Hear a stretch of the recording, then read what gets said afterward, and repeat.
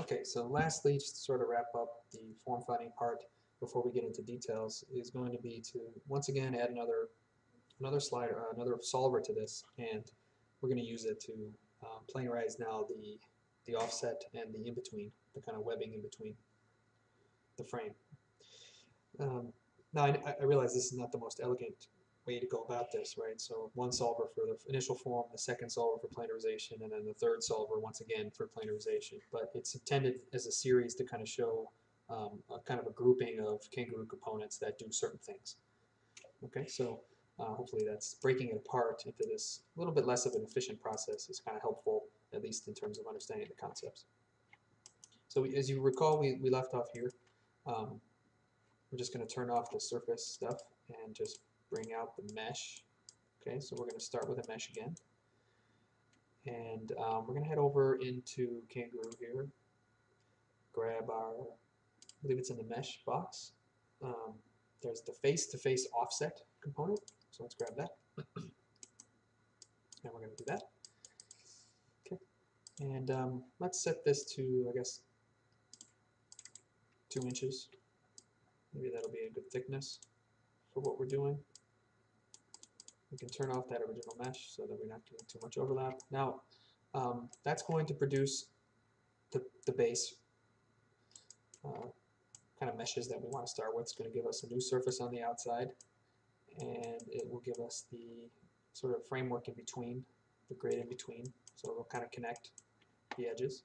But there's no guarantee that even though we gave it a planar mesh to begin with, that the outputs are going to be planar. In fact, they're not. So what we want to do is ensure that. So we're going to run this again. And I'm going to grab a mesh box here again, and I'm just going to sort of hold shift and put all of my work into this one box here so that it's all set into a single input. I am then going to grab a light bulb because I want to bring this through. I'm going to then grab a planarized goal like before. The strength here shouldn't matter much, we'll leave it at 1. It's always good to run this through an end twine, so I'll do that once again.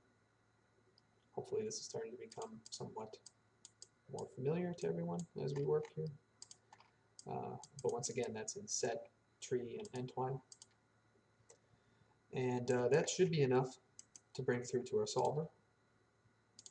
Let's grab a solver. We will have the ability to turn this on and off with the buttons and the toggles. Okay. Turn off that preview, I guess. We'll go to sets and just output this tree, and it'll just explode the tree here. And I'll put in the goals. Like that. And let's turn off this preview. Right? Remember, we had that thing turned on, which is going to give us a lot of overlap, and we want to make sure that we can just see the output as is. And then we'll hit true. Now, there's going to be an extremely subtle change here. In fact, you have to really zoom in to see it. I'll zoom into an area where it's most exaggerated. There we go. At the base, you can sort of see the initial state, and that's the initial state and the planarized state. You can kind of see in that center zone here, watch this zone in the middle. When it's before the planarization, you can see there's a twist, and the twist is now gone.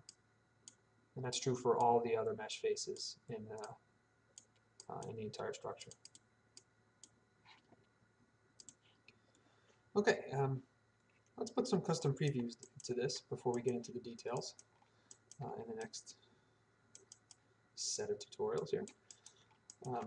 As the output, we got our 3 meshes. All right, so we could grab this component and kind of isolate out those 3. All right. And yeah, let's go to display here. Grab this one and that one. All right. Our kind of create material. Let's put a material to that. And let's see, it looks like the first one there actually is the inner one. Is that true? Let's see. Okay, that's the order. Okay, that's the inner. So we'll go with the outer first. So that's going to be my, for whatever reason, that output. And just going to add some colors. You guys could go ahead and play around with your own styles.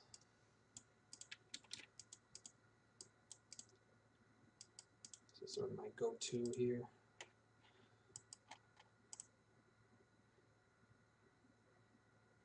Oh, I'm going to add a little bit of, maybe something more like that. Okay.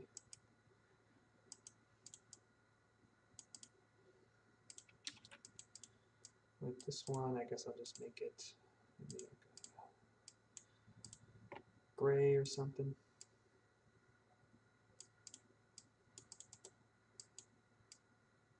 And just copy this over. Grab one more.